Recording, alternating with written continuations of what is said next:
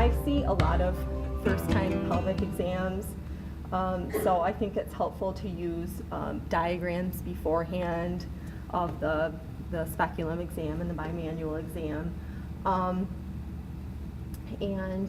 It's good to show them a small speculum. You don't want to show them the huge, ginormous Graves one, you know, and never call them blades, because that's what they're actually called, is the speculum blades. Never call them blades when you're talking to a patient, because that sounds like a really sharp and hurty thing. Also, talking them through that, I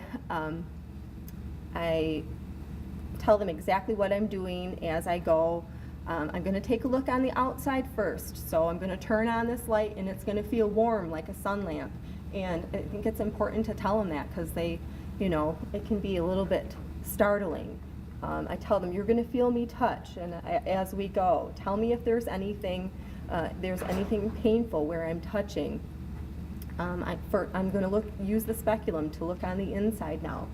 And I know this isn't important for people who are not doing exams, but it might be helpful for even people who are advocating. If the clinician is having a hard time visualizing the cervix, there are things that you can do to make it as easy as possible for both of you to make the exam more comfortable. It's important that they're positioned appropriately on the table, so their bum is kind of hanging off the very end, and they can push their tailbone into the table. That helps too.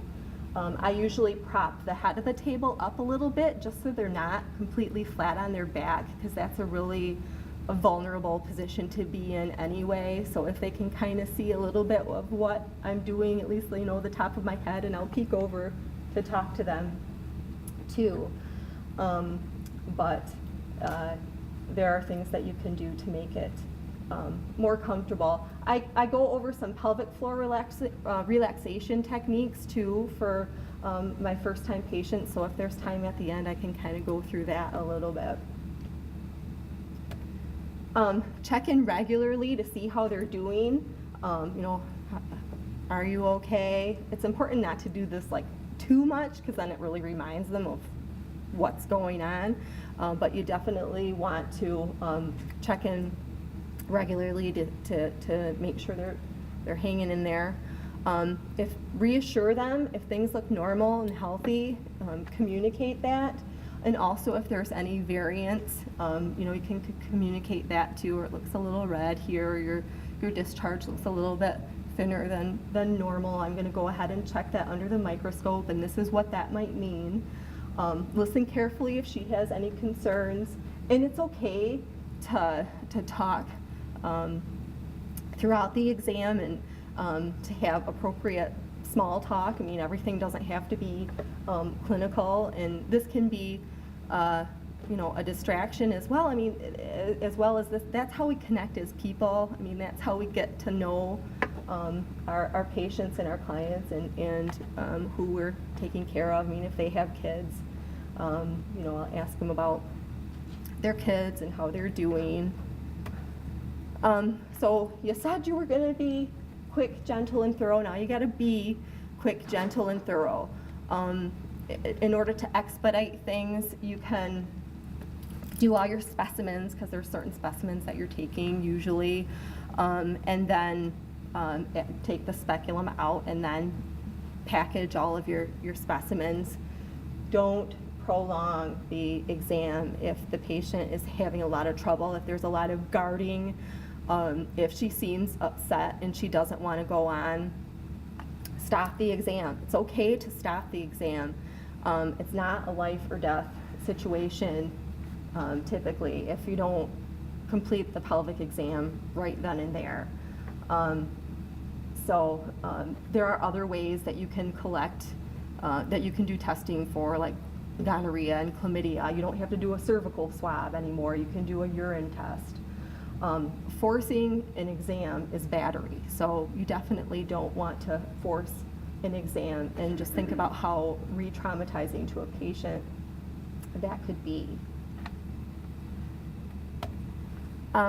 There's a wide range of differences in terms of coping and processing and the response that you might get from patients. And Julia might be able to speak to this a little bit better, and I did sort of a review of the literature, and I couldn't find anything specific, so maybe there's something out there or things that are going to be coming out there, but there doesn't seem to be a proportional relationship with, between the degree of abuse and the degree of adverse response. And like Julia said, women are in different stages of their recovery, so that might have something to do with it as well. But don't make assumptions on how a patient might respond, because it's very, very individual, and that's just based on my personal experience. I have a patient who suffered like horrible childhood sexual abuse throughout her childhood and adolescence, and you know, she shared that with me, and she went through the court system, she went through the foster care system. I mean, she had a really rough time, and this patient has absolutely no problem with the exam. She does fine, and she's actually, you know, in her early 20s now. She's a college student, she's in a healthy relationship, she's actually, I find her really remarkable. But you know, if you knew what she went through, you would think she would have a horrible time with the exam. She does not. I have another patient who is like one of those frequent flyers that I kind of want to run the other way when I see that she's on the schedule. Not really, I don't do that. But she, there's always something going on with her when she comes in. There's always some, you know, complicated, or even not complicated, but you know, she's always got other somatic complaints going on. And like, in fact, I was planning to talk about her today, and then I saw her yesterday, and you know, same old issue. But anyway, she just recently disclosed that she was a victim of rape, and she had never told anybody, and she'd even been in therapy for years and never disclosed. And so she's now sort of looking at processing that and dealing with that, but it kind of makes me understand her a little bit more, and I was really glad that she shared that with me. And then I have other patients that you know, that haven't disclosed any sort of history of trauma or abuse, and they're like crawling up the back of the table and trying to get away and have a horrible time with the exam. So again, there's a wide range of response, and it doesn't necessarily correlate with you know, the degree of trauma.